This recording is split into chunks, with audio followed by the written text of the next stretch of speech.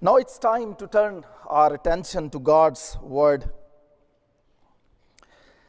This morning we shall explore about the calling and commissioning of Moses. Moses is regarded as one of the most distinguished figure of the Bible.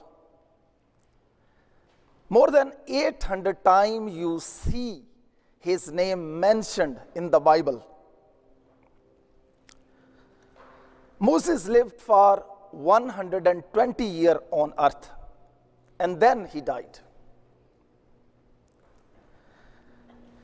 We can easily divide his 120 year into three different phases. First phase of 40 year, second phase of 40 year, and third phase of 40 year. D.L. Moody beautifully summarizes his three phases of life in following word.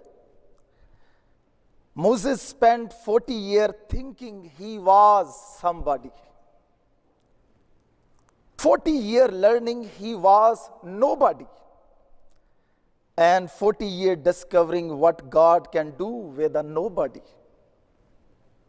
But why did Moses start thinking he was somebody? Because he grew up in Pharaoh's palace.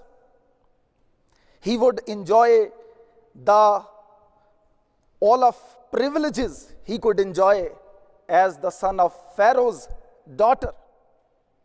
He would eat nice food, sleep on a comfortable bed, and pursue the best of Egyptian studies. Then,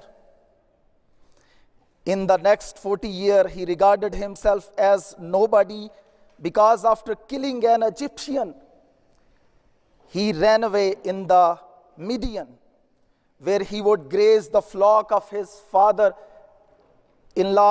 Jethro.